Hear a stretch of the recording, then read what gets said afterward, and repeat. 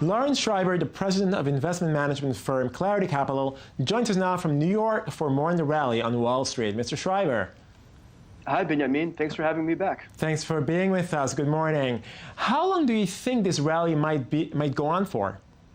Well, I've got to tell you, Benjamin, it's an exciting exciting morning here in New York. People are very optimistic and feeling very positive.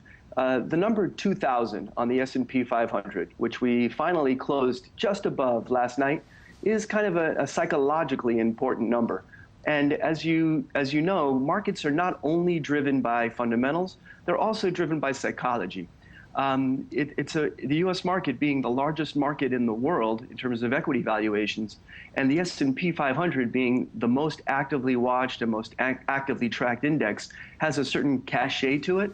And although any one number doesn't have any specific impact, just crossing above 2,000 certainly has caught a lot of people's attention. I would say it's probably the biggest change or biggest kind of benchmark number that we've seen since the Dow Jones Industrials crossed 10,000, and that was 10 years ago. Yeah.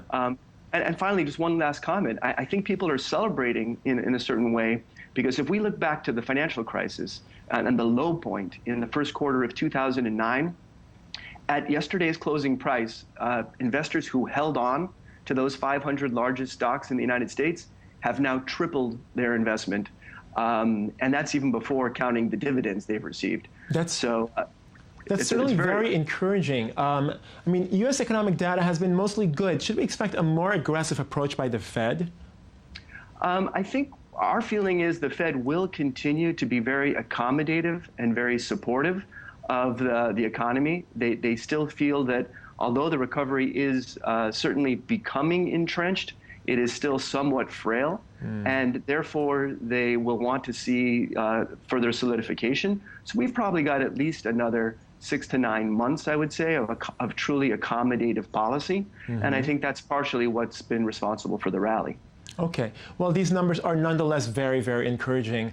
To what extent does the revival of the global economy, and specifically Europe, hinge on the recovery in the U.S. economy? Well, the U.S. being the largest market certainly is a driver for financial markets. We think that the U.S. markets have recovered so much that there are better opportunities to invest in other markets that have lagged. So certainly we feel Japan is a place where we are slightly overweight in our client portfolios because the Japanese markets have lagged, and we think that there's a real opportunity there. In terms of the U.S., we've gone from overweight equities to neutral, to market weight in our equity portfolios.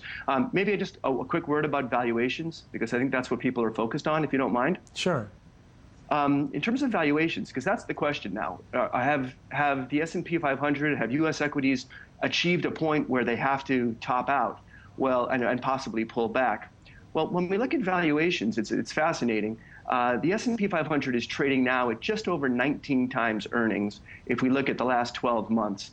But if we look forward at projected earnings, it's trading at about 16.75 times earnings.